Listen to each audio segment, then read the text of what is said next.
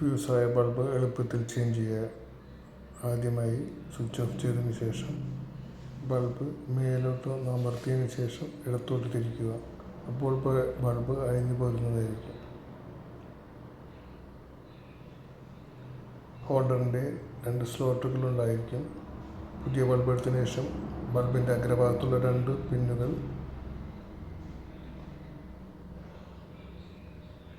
കറക്റ്റായി ഹോൾഡറിൻ്റെ സ്ലോട്ടിൽ വെച്ചതിന് ശേഷം ബൾബ് നേരെ പിടിച്ച് മുകളിലേക്ക് അമർത്തുക.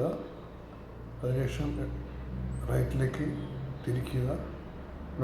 ബൾബ് ലോക്കായി സ്വിച്ച് ഓൺ ചെയ്യുക. ബൾബ് പ്രകാശിക്കുന്നതായിരിക്കും.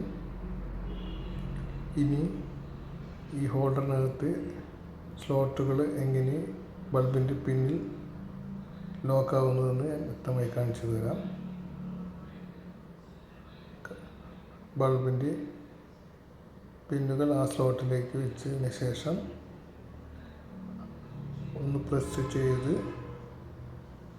അമർത്തി കൊടുക്കുന്നതാണ്. പ്രസ് ചെയ്യുക. അതിനുശേഷം വലത്തോട്ട് തിരിക്കുക. ലോക്കായി. ബൾബ് സേഫായി. ഇത് ഏത് ഡയറക്ഷനിലായിരുന്നാലും ഇതേ ഡയറക്ഷനിൽ തന്നെ ചെയ്യുന്നതായിരിക്കും നല്ലത്.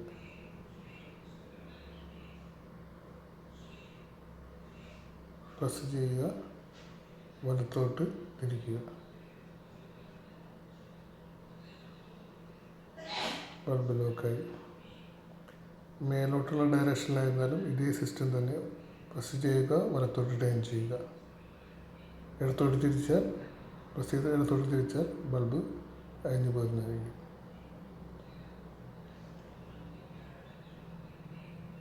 ഇനി താഴോട്ടുള്ള ഡയറക്ഷനിലാണ് ബൾബ് കിടക്കുന്നതെങ്കിൽ അതേ അവസ്ഥ തന്നെ. മേലോട്ട് പ്രസ് ചെയ്യുക, വലത്തോട്ട് തിരിക്കുക. ബൾബ് ലോക്കായി. ബൾബ് അഴിക്കണമെന്നുണ്ടെങ്കിൽ പ്രസ് ചെയ്യുക, ഇടത്തോട്ട് തിരിക്കുക.